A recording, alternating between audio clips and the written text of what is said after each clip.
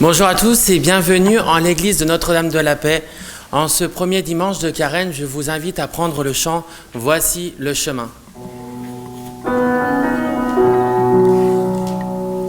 Voici le chemin de 40 jours, chemin à remplir d'amour, chemin pour changer nos cœurs.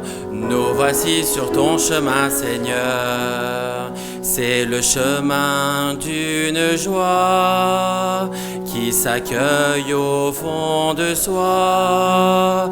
Chaque jour, chaque pas me feront sortir de moi.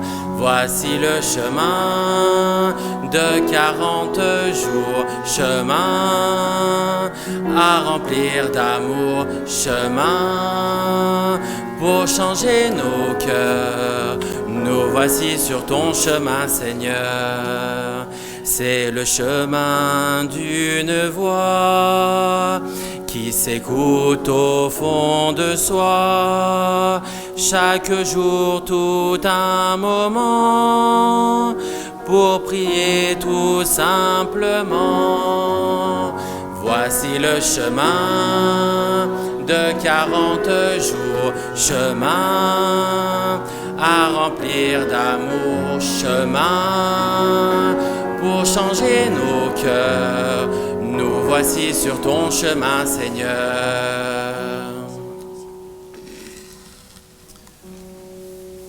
Au nom du Père et du Fils et du Saint-Esprit. Amen. La grâce de Jésus notre Seigneur, l'amour de Dieu le Père et la communion de l'Esprit Saint soient toujours avec vous. Et avec votre esprit. Chers frères et sœurs, en ce premier dimanche de Carême, ouvrons nos cœurs pour demander à Dieu le renouvellement de notre vie par la miséricorde qu'il peut nous donner. Pour cela, nous, on se reconnaît pécheurs et invoquons le pardon de Dieu. Je confesse à Dieu Tout-Puissant, je reconnais devant mes frères et sœurs que j'ai péché en pensée, en parole, par action et par omission. Oui, j'ai vraiment péché. C'est pourquoi je supplie la bienheureuse Vierge Marie, les anges et tous les saints, et vous aussi, frères et sœurs, de prier pour moi le Seigneur notre Dieu. Que Dieu Tout-Puissant nous fasse miséricorde, qu'il nous pardonne nos péchés et nous conduise à la vie éternelle. Amen. Dans ton amour, pitié pour moi. Je suis un homme au cœur blessé. Fais-moi connaître mon péché, Dieu de ma joie, Dieu de ma joie, Dieu plus grand que notre cœur, Kyrie eleison, Dieu plus grand que notre cœur, Kyrie eleison. Dans ton amour, tu viens à moi, Jésus, mon frère au sang versé. Toi seul pourras me pardonner, Dieu de ma joie, Dieu de ma joie, Dieu plus grand que notre cœur, Kyrie eleison, Dieu plus grand que notre cœur, Kyrie eleison. Par ton amour entraîne-moi, sous ton soleil je revivrai. Inonde-moi de ta clarté, Dieu de ma joie, Dieu de ma joie.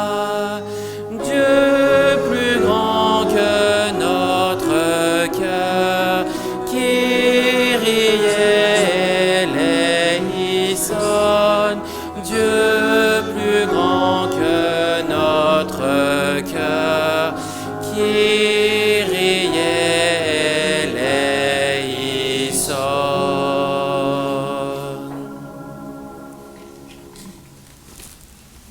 Prions le Seigneur.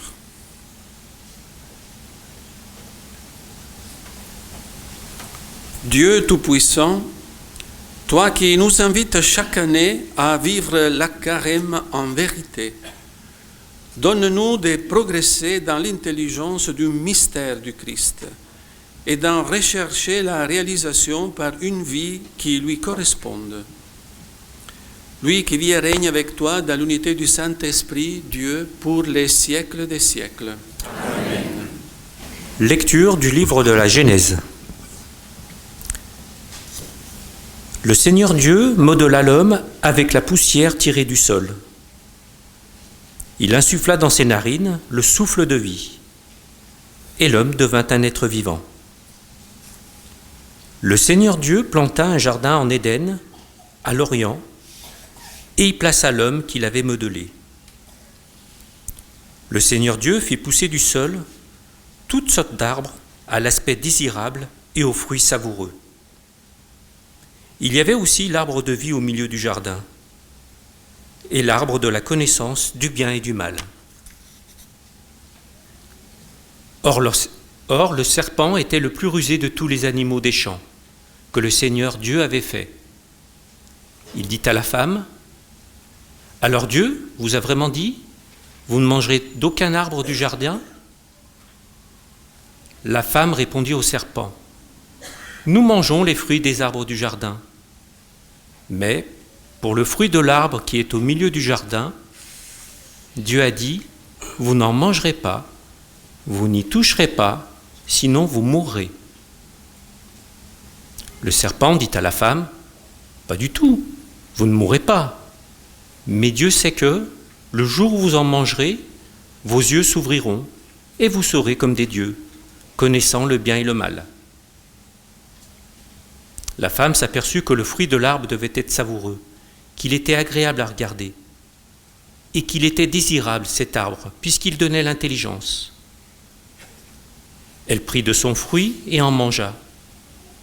Elle en donna aussi à son mari, et il en mangea. Alors leurs yeux à tous deux s'ouvrirent, et ils se rendirent compte qu'ils étaient nus. Parole du Seigneur.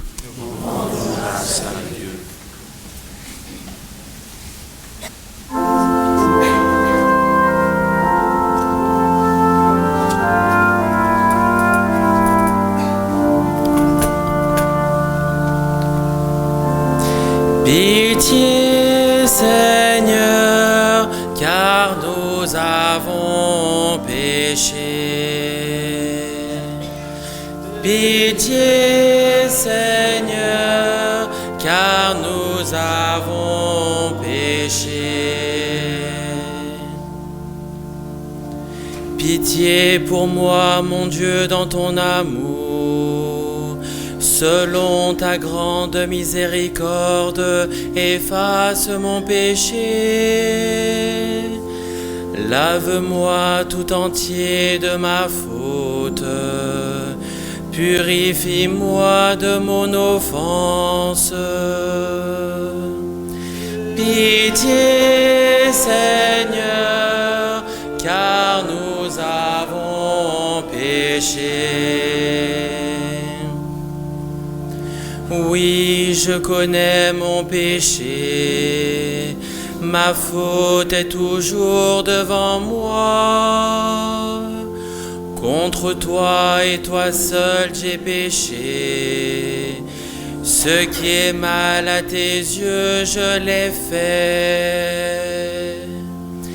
Pitié, Seigneur, car nous avons péché. Crée en moi un cœur pur, ô mon Dieu.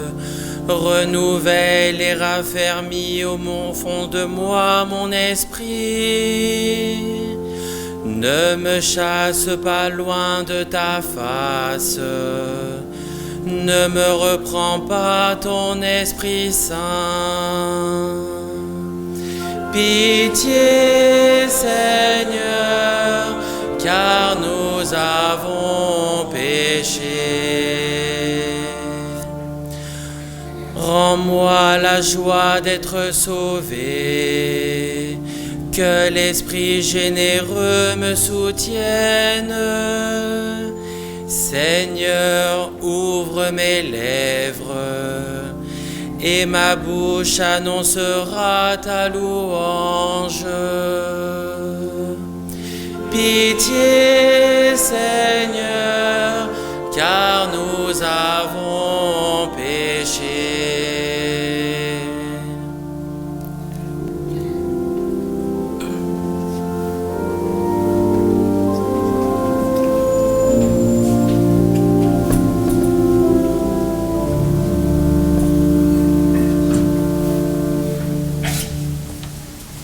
Lecture de la lettre de Saint Paul apôtre aux Romains.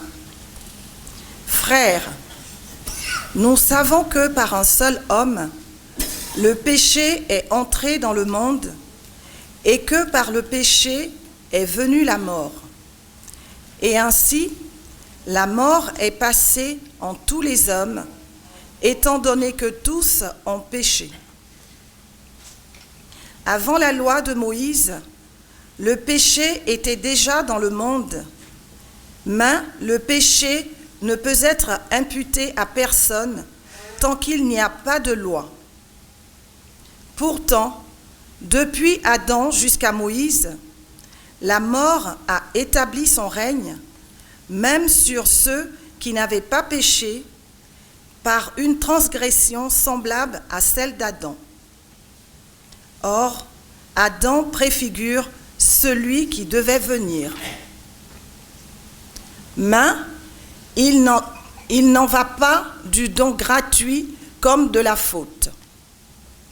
En effet, si la mort a frappé la multitude par la faute d'un seul, combien plus la grâce de Dieu s'est-elle répandue en abondance sur la multitude, cette grâce qui est donnée en un seul homme, Jésus-Christ. Le don de Dieu et les conséquences du péché d'un seul n'ont pas la même mesure non plus. D'une part, en effet, par la faute d'un seul, le jugement a conduit à la condamnation. D'autre part, pour une multitude de fautes, le don gratuit de Dieu conduit à la justification.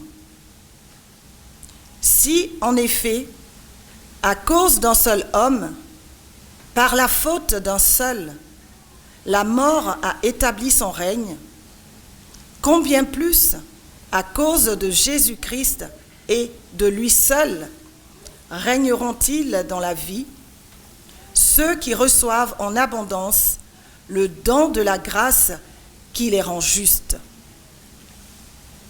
Bref, de même que la faute commise par un seul a conduit tous les hommes à la condamnation, de même l'accomplissement de la justice par un seul a conduit tous les hommes à la justification qui donne la vie.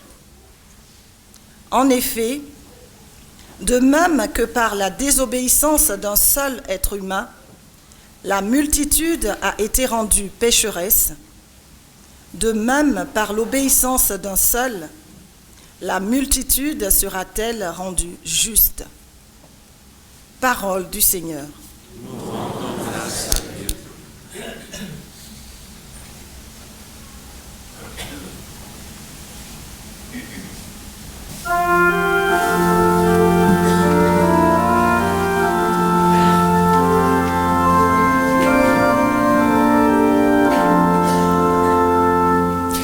Ta parole, Seigneur, est vérité, et ta loi délivrance.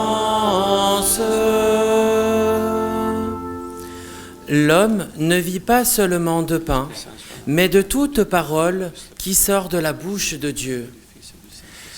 Ta parole, Seigneur, est vérité, et ta loi délivrance.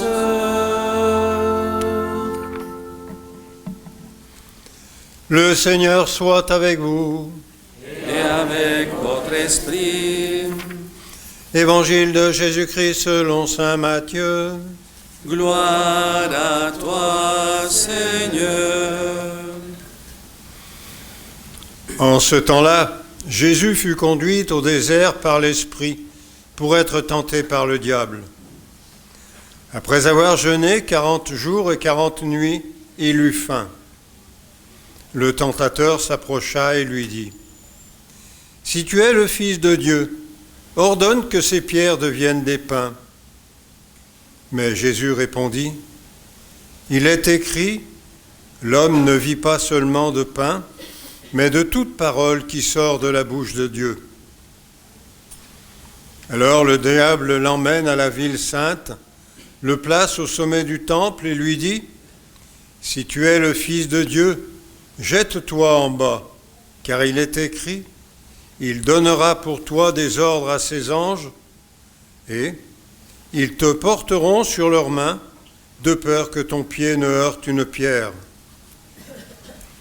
Jésus lui déclara : « Il est encore écrit, tu ne mettras pas à l'épreuve le Seigneur ton Dieu. » Le diable l'emmène encore sur une très haute montagne et lui montre tous les royaumes du monde et leur gloire. Il lui dit : « Tout cela, je te le donnerai, si, tombant à mes pieds, tu te prosternes devant moi. » Alors Jésus lui dit : « Arrière, Satan, car il est écrit, c'est le Seigneur ton Dieu que tu adoreras, à lui seul tu rendras un culte. » Alors le diable le quitte, et voici que des anges s'approchèrent et ils le servaient. Acclamons la parole de Dieu.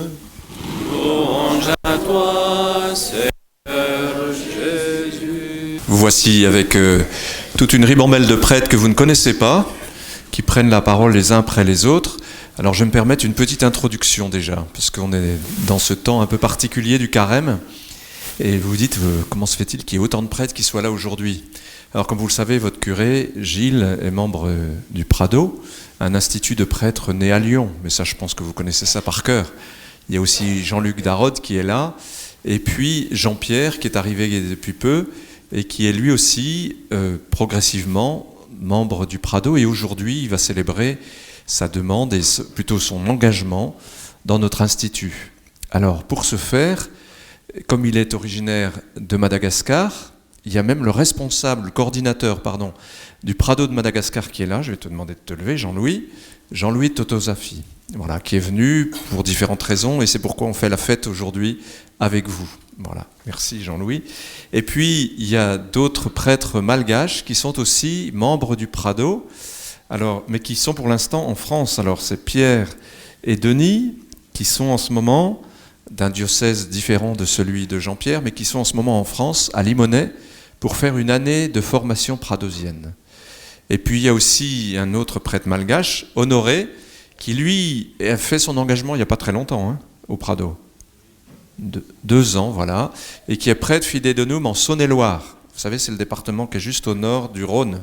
Voilà. Et puis, il y a d'autres prêtres que vous ne connaissez pas non plus. Je vais finir les présentations. Il y a le père Luxon, qui est engagé il y a définitivement au mois d'octobre, voilà, et qui vient d'Haïti et qui est à Lyon. Et puis, chez nous, oui c'est ça, à Saint-Priest. Puis après, quelques prêtres français.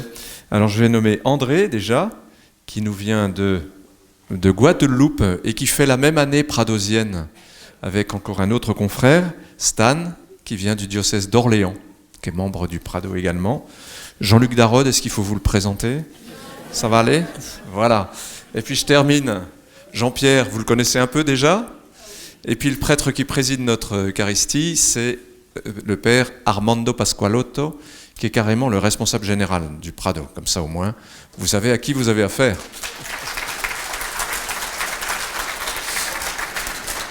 Alors je vais me présenter, moi je suis Dijonnais, je suis prêtre du diocèse de Dijon, je m'appelle Luc et je suis un des assistants du responsable général. Et puis j'ai la chance d'accompagner Madagascar. Voilà, ce qui fait que Jean-Pierre, je l'ai connu avant, déjà quand il était là-bas.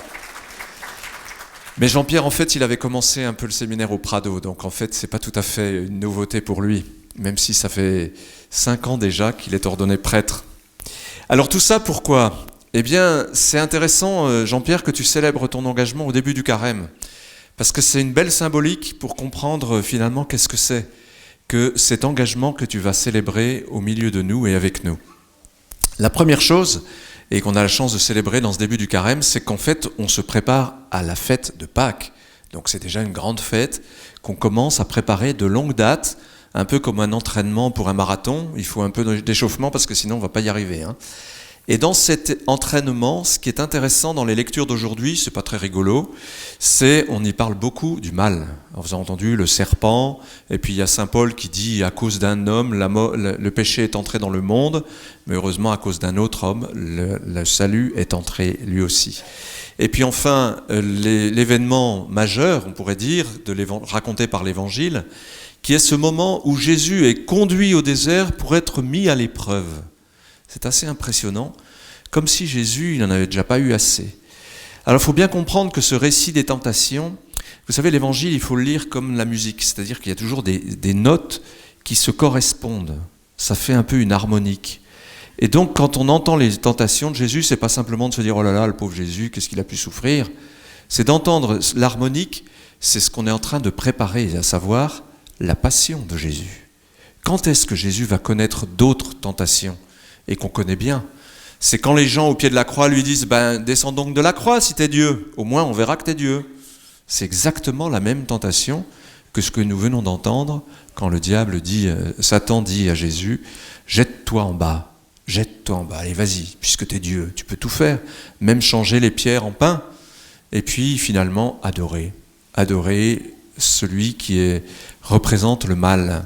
On se dit « oh là là, c'est des drôles d'images tout ça ». Mais quand même, la question de l'existence, ou en tout cas de la réalité du mal, on ne peut pas faire comme si ça n'existait pas, ou comme si c'était seulement au temps de Jésus à une autre époque. La question du mal, on la vit en ce moment au quotidien. Alors bien sûr, j'évoque ici la guerre, puisque c'est le premier anniversaire, entre guillemets, le déclenchement de la guerre en Ukraine, mais ce n'est pas la seule guerre qui existe dans le monde, on le sait bien. Il y a bien d'autres pays qui vivent ce drame de la guerre. Et puis il y a d'autres drames encore. On peut penser, mais pas seulement en France, mais tout ce qui concerne le trafic de la drogue, de toute la décomposition des relations humaines. Bref, le mal est partout, même dans nos relations les plus intimes, et j'oserais même dire, même nous-mêmes. Et on pourra se le rappeler tout à l'heure quand on va conclure dans la prière du Notre Père. Vous vous rappelez la dernière phrase ? « Délivre-nous du mal ». C'est ce que nous demandons sans cesse à Dieu. Et c'est non seulement ce que nous lui demandons, mais c'est aussi ce que nous croyons. Ce n'est pas la même chose. Nous croyons qu'il nous délivre du mal. Alors comment fait-il Dieu pour nous délivrer du mal ? Et c'est peut-être ainsi, Jean-Pierre, que je vais me permettre de parcourir quelques grands thèmes de notre foi chrétienne qui correspondent à quelques grands thèmes de la vie pradosienne. Je vais essayer de m'expliquer. Tout d'abord, ce qui caractérise l'engagement que tu vas célébrer aujourd'hui, Jean-Pierre, au sein du Prado, c'est ce que nous appelons notre charisme. Alors il y a 3 mots, c'est facile, parce qu'en plus ils sont ici. Le premier mot, c'est la crèche. La crèche, vous savez, c'est ce qu'on a célébré à Noël il n'y a pas longtemps. Ça vous dit quelque chose ? Ouais, ça va. J'ai pas besoin d'y revenir. La croix, elle est là. Et puis enfin, le tabernacle, qui est toujours là dans une église. C'est des images simples et qui, comme vous le voyez, concernent et récapitulent des moments forts de la vie de Jésus parmi les hommes et encore aujourd'hui. Alors je vais reprendre les 2 premiers, un peu simplement, vous allez voir, ça va aller vite. La crèche et la croix, c'est facile, on les reconnaît, ils sont toujours là. C'est la fête de Noël pour la crèche et c'est le vendredi saint pour la croix. On pourrait dire que dans cette double image, ces 2 images, c'est Jésus qui prend à bras-le-corps notre humanité. Ses joies, la naissance, ses élans de vie, une naissance c'est bien l'élan de la vie, non ? C'est pas vrai ? Mais aussi ses souffrances, Je ne parle pas seulement de celle de l'accouchement, mais tout ce qui est l'accompagnement d'enfants, de petits, mais aussi de grands. Quand on est parent, vous le savez mieux que moi, c'est aussi parfois source d'inquiétude, parfois de souffrance, et puis un peu de mort à soi-même. Parce que la naissance, il y a toujours une manière de croire, de penser, ou plutôt de voir la vie, où on est obligé de perdre des illusions de ce qu'on pouvait penser. Mon fils ou ma fille va devenir ceci ou cela. Puis en fait, c'est pas tout à fait ce qu'on aurait imaginé. Et puis des petites morts à soi-même. Moi, j'aime bien dire dans les préparations baptême, vous savez, la nuit, quand tu te lèves, la maman, ou parfois le papa, pour donner le biberon, pour donner le sein à ton bébé, t'aimerais bien dormir, non? Eh ben ouais, mais tu te lèves quand même. Ben oui, c'est pour donner à boire à ton enfant. Est-ce que c'est pas un peu une petite mort à toi-même? Ben oui, tu meurs à ton confort, à ton sommeil, pour donner la vie. C'est pas vrai? Et puis, ce qui est marquant dans la crèche encore, c'est le dénuement. Il n'y a rien. Il y a de la paille, on nous dit qu'il est emmailloté. En tout cas, c'est la simplicité. Et c'est peut-être là la caractéristique du Prado, comme nous dit le pape Jean-Paul II. Gardez ce caractère de simplicité. Alors Chevrier, le père Chevrier, notre fondateur, celui qui est un peu notre guide dans ce chemin de la crèche, la croix, vers le tabernacle, il nous dit qu'il s'agit d'annoncer Jésus-Christ tout simplement, mais surtout au plus simple, au plus petit, au plus pauvre. Et là, c'est peut-être le sens que nous pouvons donner à ce chemin qui commence à la crèche. La croix, j'en ai un tout petit peu parlé, comme vous avez pu remarquer, à propos de la naissance, de la vie. La croix, c'est aussi, bien sûr, le lieu de nos souffrances, et ce n'est pas simplement les nôtres. Vous savez, l'abbé Pierre, il disait aux compagnons d'Emmaüs qui venaient à la communauté, et c'est marqué dans toutes les communautés d'Emmaüs, c'est marqué « servir plus souffrant que soi ». Adressé à des hommes qui sont des compagnons d'Emmaüs, à des gens qui ont connu la rue, qui ont été souvent SDF, qui ont connu la déchéance, c'est fort de dire ça. Et d'ailleurs, le premier compagnon d'Emmaüs, il lui a dit ça, l'abbé Pierre, « J'ai besoin de toi », alors que l'homme, il était prêt à se suicider. Ça veut dire qu'il y a toujours une détresse plus grande que la tienne. Et c'est peut-être cela que veut nous dire la croix. C'est de nous rappeler qu'il n'y a pas que la mienne de souffrance, mais il y a celle que Jésus nous montre et qui fait mémoire de toutes les passions, de toutes les souffrances de notre humanité. Enfin, le tabernacle, alors on voit bien ce que c'est qu'un tabernacle dans une église, mais finalement, c'est bien, avec cette petite lampe, le signe d'une présence durable. C'est un mot à la mode, ça, durable. Le Christ qui est présent au milieu de nous. Alors, il n'y a pas besoin du tabernacle pour cela, puisqu'il nous dit aussi que quand 2 ou 3 sont réunis en son nom, il est là, au milieu de nous. Et puis Paul va beaucoup plus loin encore. Il dit, vous êtes le temple de l'Esprit Saint. Donc ça veut dire que finalement, depuis notre baptême, nous aussi, nous sommes une sorte de tabernacle. Vous n'y avez jamais pensé, hein? Vous êtes des tabernacles ambulants. Et saint Augustin dit une très belle chose à ce propos. Quand tu reçois l'Eucharistie, il dit « Deviens ce que tu reçois ». C'est bien que tu es un tabernacle, non? Tu deviens le corps du Christ en recevant le corps du Christ. En plus, le tabernacle, c'est un très beau symbole dans nos églises. C'est le symbole des absents. Ben oui, parce que c'est là qu'on garde l'Eucharistie pour aller la porter aux malades, à ceux qui ne sont pas là. C'est important aussi de se souvenir de cela, que le tabernacle, c'est nous, le tabernacle.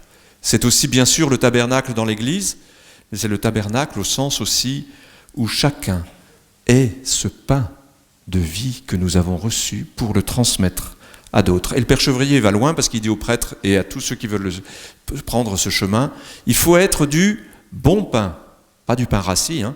C'est pas très bon, hein, le pain rassis. Il faut être du bon pain frais qu'on a envie de manger et surtout qu'il soit nourrissant. Alors justement, c'est par là que je voulais entrer dans l'évangile. Ça va, j'abuse pas trop de votre patience? Ouf. Alors, dans ce pain, c'est marrant parce que ça commence comme ça, les tentations de Jésus. Jésus, il a faim. Ben oui, parce qu'il est au désert, ça fait 40 jours qu'il jeûne. Moi, j'ai jamais essayé 40 jours, mais déjà un jour de jeûne, on a faim, hein, des fois, non? Alors voilà que c'est de pain dont il parle, que ces pierres deviennent du pain. Ben oui, C'est une bonne idée, ça. Vous ne trouvez pas? Ça permettrait de nourrir tellement de monde qui a faim. C'est un fléau, cette faim dans le monde aujourd'hui, et pas simplement à l'époque de Jésus, pas simplement à l'autre bout du monde ou à Madagascar, mais ici, à nos portes, dans nos rues, ici même, dans ce pays où il y a tant à manger. Eh bien, on pourrait dire à Dieu, vas-y, transforme ces pierres en pain, que tout le monde puisse manger. Mais c'est vrai, ça. Il a un peu raison, le diable, non? Vous ne croyez pas? Parce qu'en fait, c'est ça la tentation. C'est une sorte de toute-puissance qui transforme en réalité ce que nous, on rêverait, et qui nous empêche de prendre notre part dans la lutte contre le mal, comme une manière d'éviter le mal. C'est quoi le mal? C'est que si des gens ont faim, c'est pas parce qu'il n'y a rien à manger sur la terre, c'est parce qu'il y a de l'égoïsme, c'est parce qu'il y a de la spéculation, parce qu'il y a plein de raisons qui font que des personnes ont faim. Et c'est jamais par hasard. Alors, si Jésus, lui aussi, a eu faim, c'est donc peut-être qu'il n'a pas fait semblant d'être un homme. Il entre dans notre condition humaine comme ceux et celles qui ont faim. Et il connaît cette tentation de vouloir, une tentation bien humaine, peut-être de vouloir transformer et de passer par-dessus les obstacles. À partir de la crèche dont je vous parlais tout à l'heure, c'est comme cela que Jésus agit contre le mal. C'est pas en transformant les pierres en pain, c'est que l'homme se nourrit de toute parole qui sort de la bouche de Dieu. C'est-à-dire finalement que c'est bien un moyen simple, pauvre, et que si on se nourrissait réellement de la parole de Dieu, nous serions peut-être plus capables de donner le vrai pain, le pain qui nourrit, le pain qui se partage. Alors évidemment, devant cette tentation, il y en a toujours une autre cachée derrière. C'est celle qu'on entend « si tu te prosternes devant moi ». C'est celle de l'obéissance. Qui gouverne ma vie? Ça, c'est une vraie question. Elle t'est posée à toi, Jean-Pierre, à chacun de nous, et finalement, à qui nous obéissons? Alors on obéit à des tas de gens, or bien sûr à celui qui nous dit ce qu'il faut faire dans notre travail, ou quand on paye des impôts, que voilà, on reçoit une déclaration d'impôt et là on obéit parce qu'il faut payer les impôts, hein. Ou quand vous avez une amende, il faut la payer, voilà, parce qu'on n'a pas trop le choix. Donc il y a bien des obéissances tous les jours. Et en même temps, il y a d'autres obéissances beaucoup plus profondes, fondamentales. C'est finalement ce qu'on fait aussi parce qu'on aime. Et le premier, le plus grand obéissant, c'est qui? C'est Jésus. Obéissant, comme le dit saint Paul, jusqu'à la mort sur la croix. Ça, c'est fort. Ça ne veut pas dire que c'est un supplice d'obéir. C'est une marque d'amour. Alors, il ne s'agit pas d'obéir bêtement, on peut aussi obéir intelligemment. Et notre obéissance, l'obéissance que tu vas aussi proclamer devant nous tous, Jean-Pierre, c'est bien par amour de Jésus-Christ obéissant jusqu'à la mort sur la croix que nous ferons de l'obéissance notre vertu principale, comme le disent nos constitutions du Prado. C'est-à-dire de mourir à nous-mêmes pour vivre une solidarité effective avec ceux que Dieu aime. Et c'est qui ceux que Dieu aime? Les plus petits. Cet amour de Dieu, il est sans limite. Non pas pour faire n'importe quoi, jette-toi en bas, comme disait le tentateur à Jésus, ça veut dire, vous savez, quand on est ado, on aime bien prendre des risques. On prend un skateboard et puis on va sauter, je sais pas quoi, des murs, des machins, et on prend des risques. On peut aussi se casser la figure. Et puis en fait, on s'aperçoit que ce n'est pas cela, finalement, aimer. Aimer, c'est sans doute prendre des risques, mais c'est surtout signifier le lien. Aimer pour lier, non pas dans un sens de donner des menottes, de lier les autres au sens où ils nous obéiraient, c'est plutôt de lier au sens fort du mot, au sens de l'amour véritable qui crée la communion. C'est comme ce lien qui existe entre le Père et Jésus, son Fils, dans l'Esprit. C'est comme cette communion dans la Trinité à laquelle Dieu nous invite, à laquelle Jésus nous demande de participer, de ce lien avec Dieu et entre les hommes. Ce sont ces nouveaux rapports de lien entre les humains qui sont manifestés dans ce dépouillement, mais aussi dans cet amour d'être du bon pain, comme nous l'a rappelé le Père Chevrier, dans un véritable dépouillement qu'on appellera dans le langage de l'Église la chasteté. Rien ne m'appartient, les autres ne sont pas à moi, ni même moi, je ne m'appartiens pas, parce que tout appartient à Dieu. Alors bien évidemment, Jean-Pierre, tu n'es pas un surhomme, tout comme nous. Bien sûr, tu as tes fragilités, nous avons les nôtres, et nous sommes tous incapables de suivre par nos seules forces ce chemin que le Père Chevrier nous propose à la suite du Christ. Il s'agit peut-être de mettre d'abord notre confiance en lui, le Christ, et de marcher avec la force de l'Esprit, mais aussi avec le soutien, bien sûr, de tes frères pradosiens, mais aussi de nous tous, ici présents, et de tous ceux qui sont absents. À la lumière ainsi de cette crèche, cette croix, et de ce tabernacle, eh bien, il s'agira de devenir pour toi, Jean-Pierre, comme nous, qui avons déjà célébré cet engagement, de devenir homme dépouillé, homme crucifié et homme mangé. Merci à toi, Jean-Pierre, et merci à Dieu d'avoir déposé en toi ce désir et même ce charisme que nous pouvons reconnaître dans cette vie que tu mènes et dans un monde où la pauvreté est une réalité quotidienne, comme tu le soulignais toi-même, dans ton pays de Madagascar, mais dans le nôtre aussi. Cette pauvreté est sans doute signe des temps, appel à la conversion, mais pour nous mettre à la suite du Christ pauvre qui s'est fait obéissant jusqu'à la mort et pour nous donner sa vie en nourriture. Amen.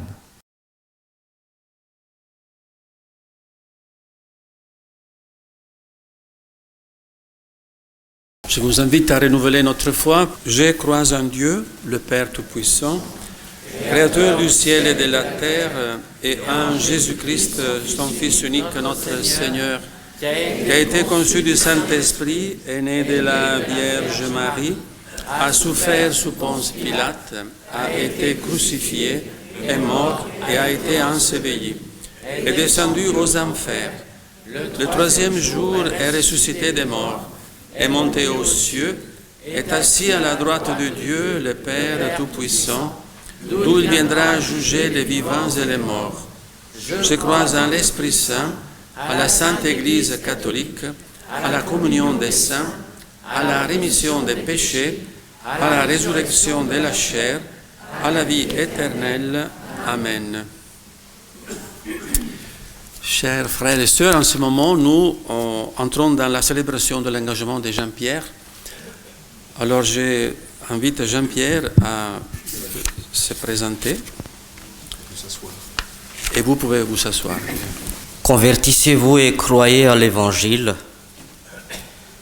Ces paroles sont prononcées le mercredi de cendre au moment du rite de l'imposition des mains de cendre sur nos fronts. Mon engagement à entrer dans la famille pradosienne se réalise dans ce temps de carême. Comme pour me rappeler que devenir pradosien est un appel à la conversion.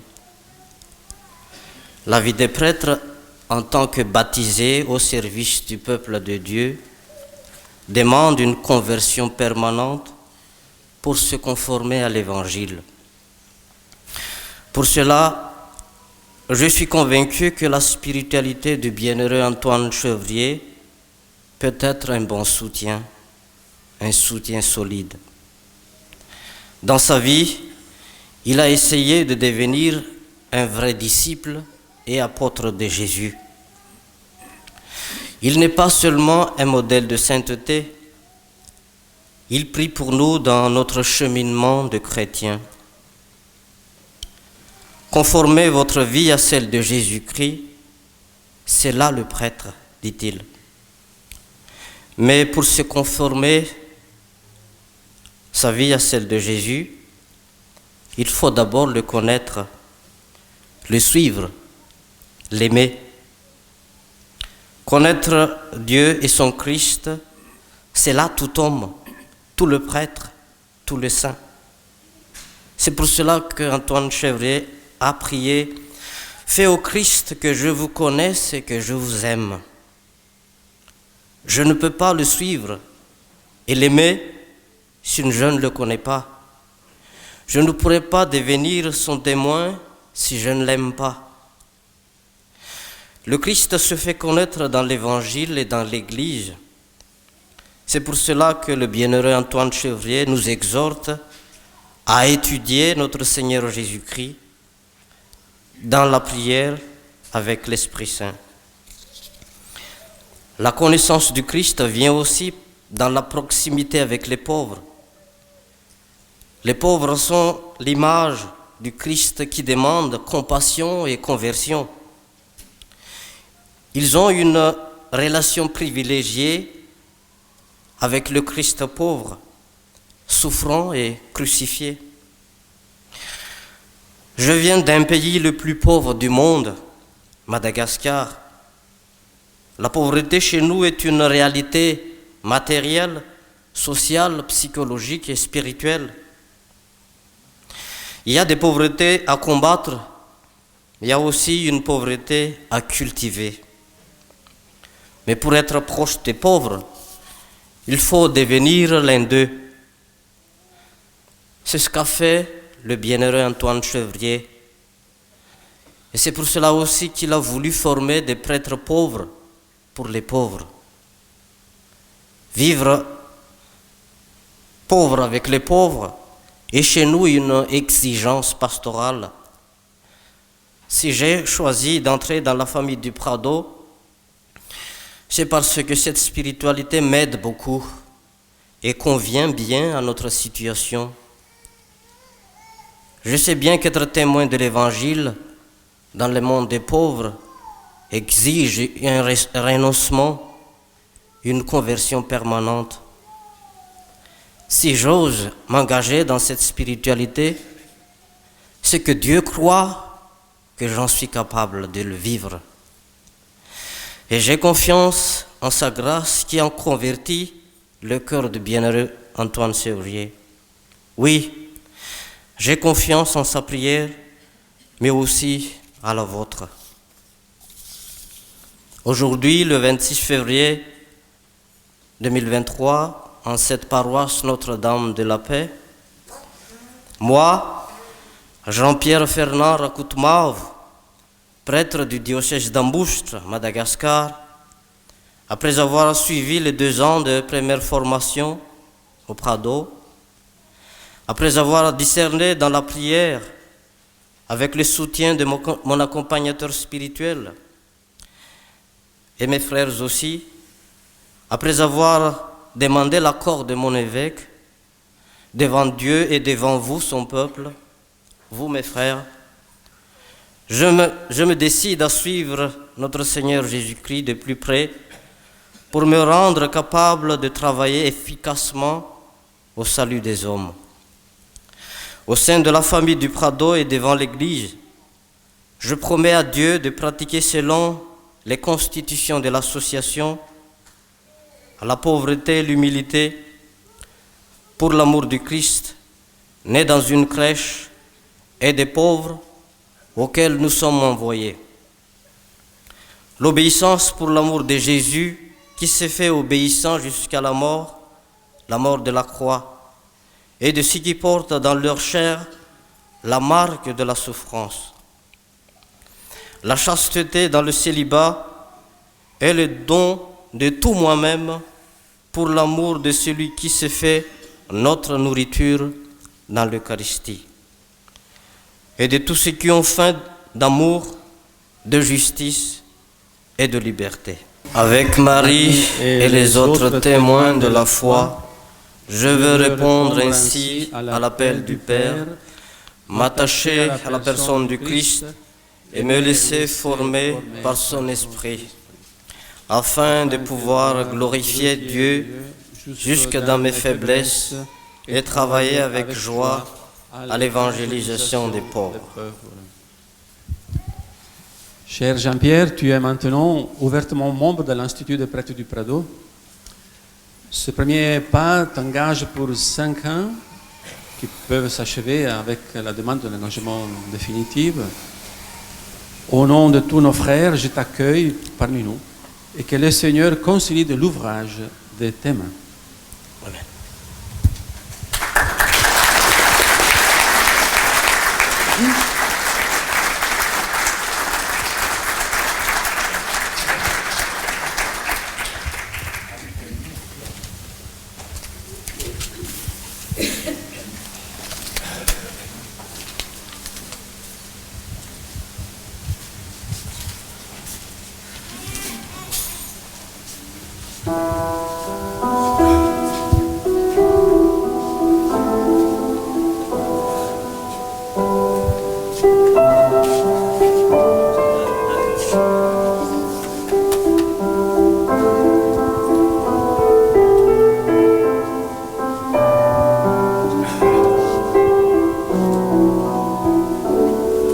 Te voir et te comprendre, n'écouter que toi, te suivre et te connaître, toi mon seul Seigneur, Jésus-Christ. Laisse éclater en mon âme la bonheur de te connaître. Je garderai ta parole dans la joie et dans la paix. Te voir et te comprendre, n'écouter que toi, te suivre et te connaître, toi mon seul Seigneur, Jésus-Christ.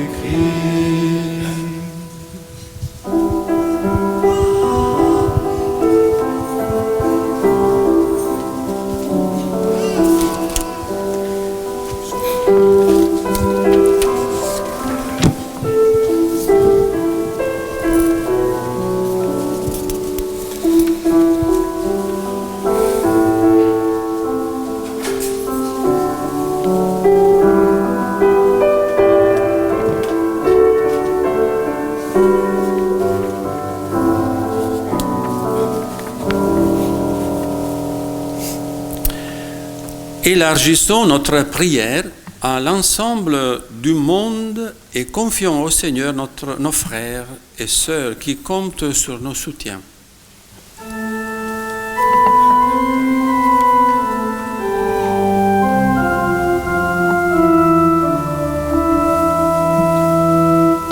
Toi qui nous aimes, écoute-nous, Seigneur. Seigneur, nous te prions pour notre Église, les prêtres, les consacrés, les laïcs qui s'investissent dans les paroisses, en vivant une vraie communion, qu'elles soient de plus en plus des communautés de foi, de fraternité et d'accueil pour tous. Toi qui nous aimes, écoute-nous, Seigneur. Seigneur, nous te prions pour les dirigeants de notre monde. Alors que des conflits ont lieu dans différents pays de la planète, guide leurs choix et leurs décisions en leur inspirant le chemin de la paix, de la non-violence et du respect. Toi qui nous aimes, écoute-nous, Seigneur. Seigneur, nous te prions pour tous ceux qui sont découragés par leur faiblesse, aussi bien spirituelle que physique. Nous te prions aussi pour ceux qui manquent de travail, de pain, de toit, qui sont seuls, tous ceux qui vivent aussi des expériences vertigineuses et difficiles. Montre-leur, Seigneur, de quel amour tu les aimes. Toi qui nous aimes, écoute-nous, Seigneur. Seigneur, nous te prions pour ceux que ton Église accompagne, les recommençants, les catéchumènes qui vont recevoir le baptême lors des célébrations pascales. Nous te demandons de leur donner la force de ton Esprit Saint pour qu'ils poursuivent leur choix de te suivre avec confiance et humilité. Toi qui nous aimes, écoute-nous, Seigneur. Seigneur, nous te prions pour nous tous ici rassemblés. Augmente en nous la foi pour nous laisser renouveler par l'audace et l'espérance de ta parole. Permets que ce carême soit pour tous un vrai temps de rapprochement, de réconciliation, de renouveau. Toi qui nous aimes, écoute-nous, Seigneur.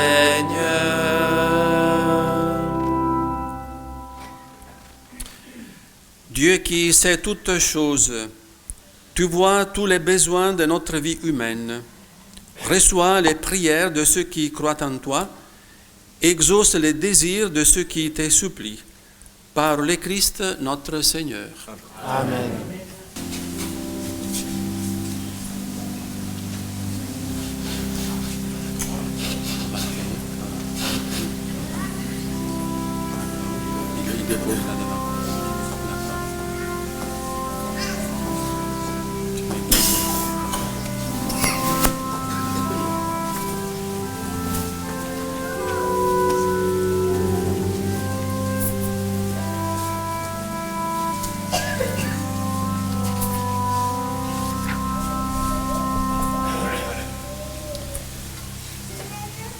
Tu es béni, Seigneur, Dieu de l'univers. Nous avons reçu de ta bonté le pain que nous te présentons.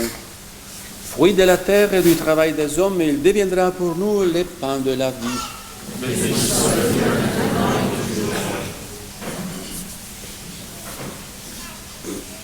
Comme cette eau se mêle au vin dans le sacrement de l'Alliance, puissions-nous être unis à la divinité de celui qui a pris notre humanité. Tu es béni, Seigneur, Dieu de l'univers. Nous avons reçu de ta bonté le vin que nous te présentons. Fruit de la vigne et du travail des hommes, il deviendra pour nous le vin du royaume éternel.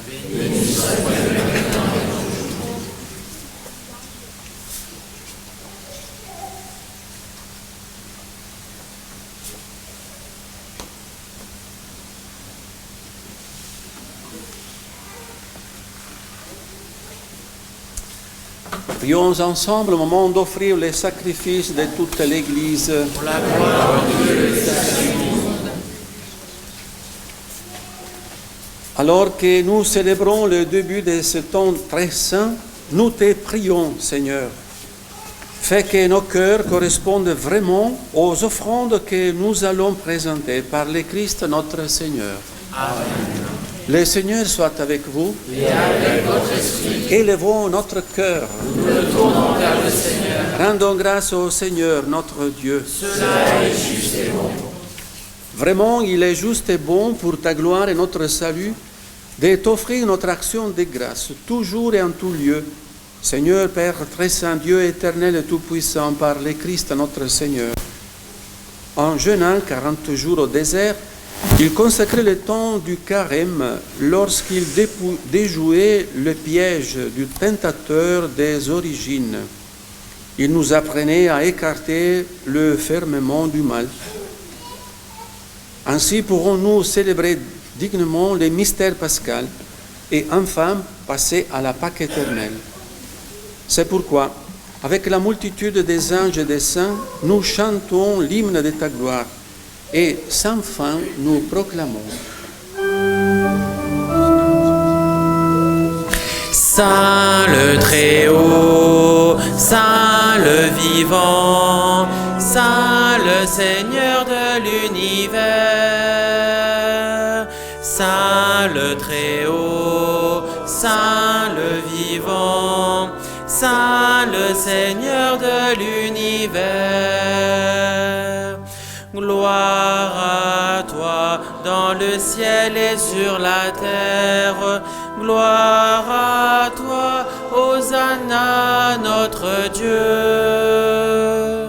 Saint le Très-Haut, Saint le Vivant, Saint le Seigneur de l'univers. Saint le Très-Haut, Saint le Vivant, Saint le Seigneur de l'univers.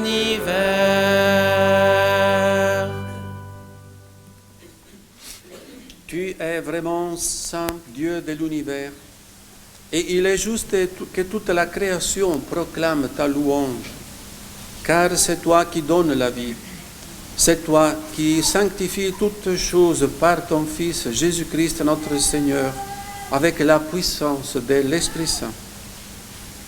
Et tu ne cesses de rassembler ton peuple, afin que, du levant au couchant du soleil, une offrande pure soit présentée à ton nom. C'est pourquoi nous voici rassemblés devant toi, Dieu notre Père, et dans la communion de toute l'Église, nous célébrons les jours où le Christ est ressuscité d'entre les morts. Par lui, que tu as élevé à ta droite, nous te supplions de consacrer toi-même les offrandes que nous apportons. Sanctifie-les par ton esprit, pour qu'elles deviennent le corps et le sang de ton Fils Jésus-Christ notre Seigneur, qui nous a dit de célébrer ce mystère. La nuit même où il fut livré, il prit le pain. En te rendant grâce, il dit la bénédiction.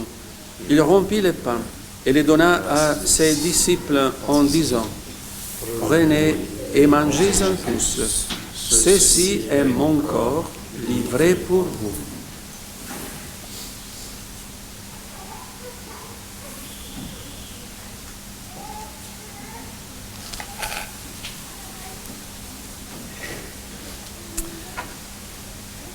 De même, après le repas, il prit la coupe. En te rendant grâce, il dit la bénédiction et la donna la coupe à ses disciples en disant: Prenez et buvez-en tous, car ceci est la coupe de mon sang, le sang de l'alliance nouvelle et éternelle qui sera versé pour vous et pour la multitude en rémission des péchés. Vous ferez cela en mémoire de moi.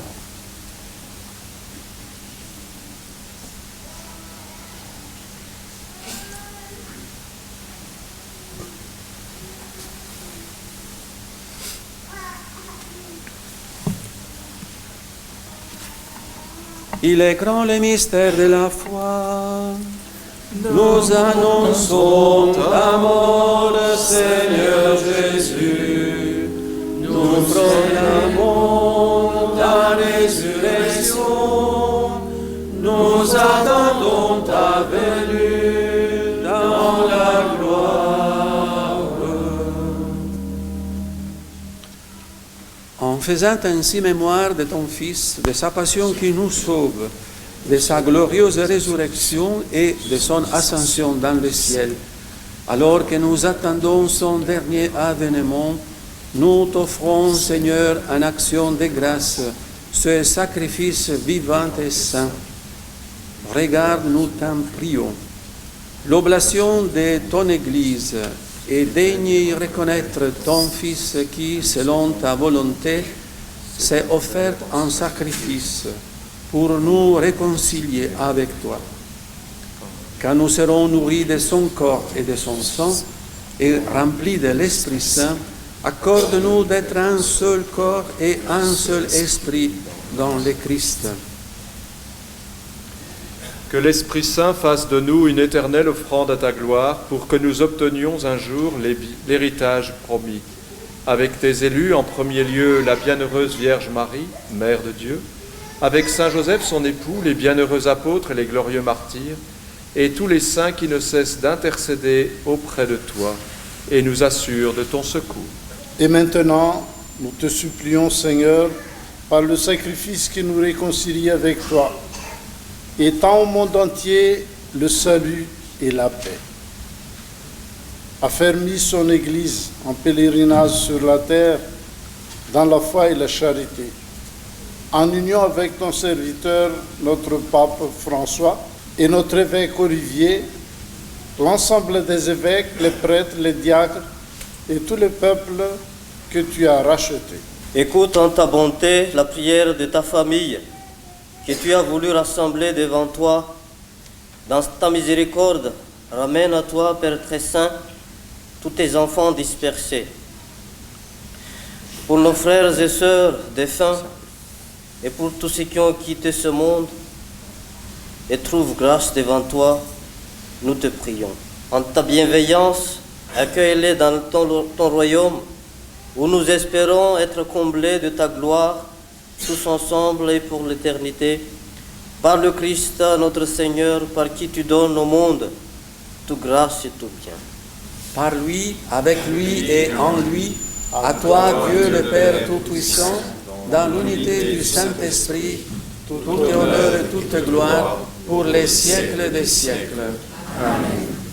Comme nous l'avons appris du Sauveur et selon son commandement, pour croire véritablement que son action est efficace vers le mal duquel nous voulons être libérés, ensemble, nous osons dire: Notre Père qui es aux cieux, que ton nom soit sanctifié, que ton règne vienne, que ta volonté soit faite sur la terre comme au ciel.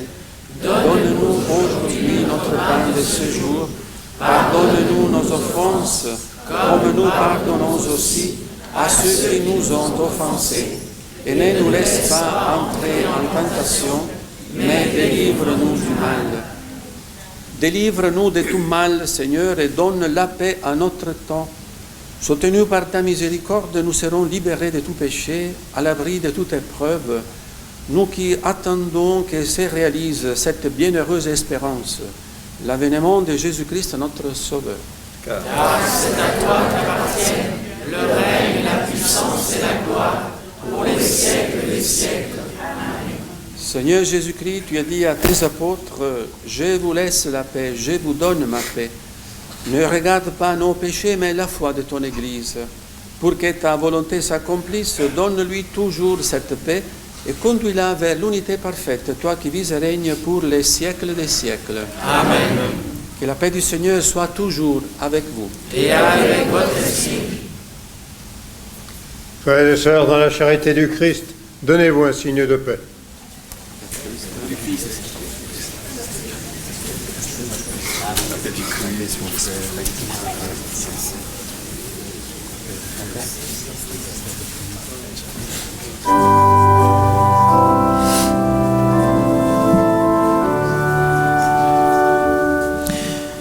Corps du Seigneur, sang de l'agneau, paix qui désarme le pécheur. Corps du Seigneur, sang de l'agneau, paix qui désarme le pécheur. Gloire à toi, Jésus-Christ, à notre table. Gloire à toi, sang de l'homme nouveau. Corps du Seigneur, sang de l'agneau, paix qui désarme le pécheur. Corps du Seigneur, sang de l'agneau, paix qui désarme le pécheur.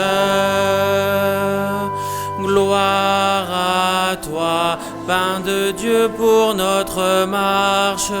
Gloire à toi, notre force aujourd'hui. Corps du Seigneur, sang de l'agneau, paix qui désarme le pécheur.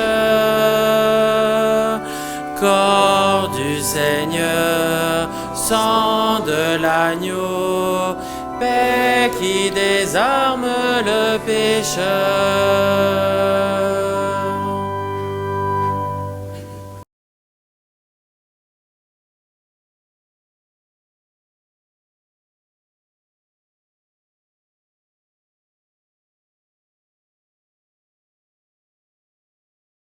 Voici l'agneau de Dieu, voici celui qui enlève les péchés du monde. Heureux les invités au repas des noces de l'agneau. Seigneur, je ne suis pas digne de te recevoir, mais dis seulement une parole et je serai guéri.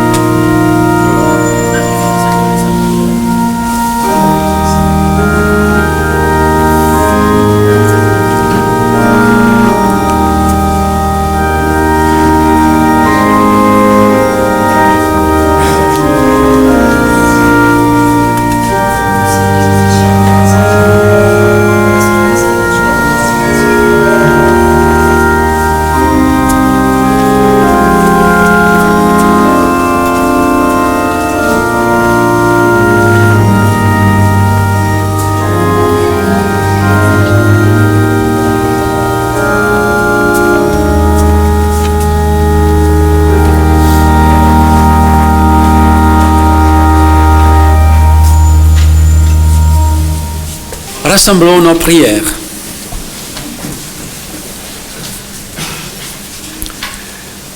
Restaurés par le pain du ciel, qui nourrit la foi, stimule l'espérance et fortifie la charité, nous t'en prions, Seigneur. Apprends-nous à toujours avoir faim de celui qui est le pain vivant et vrai, et à vivre de toute parole qui sort de ta bouche, par le Christ notre Seigneur. Amen. Que descende sur ton peuple, Seigneur, l'abondance de ta bénédiction, afin que dans l'épreuve grandisse l'espérance, que dans la tentation s'affermisse le courage, et que soit accordée la rédemption éternelle par le Christ notre Seigneur. Amen. Et la bénédiction de Dieu Tout-Puissant, le Père, le Fils et le Saint-Esprit. Amen. Allez dans la paix du Christ. Nous rendons grâce à Dieu et merci pour votre patience et participation.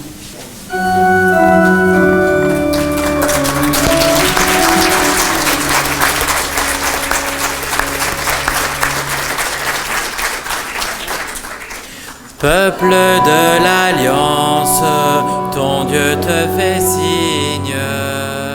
Peuple de l'Alliance, ton Dieu te fait signe. Marche à la suite de Jésus. Va crier son nom sur les chemins du monde. Sur les chemins du monde.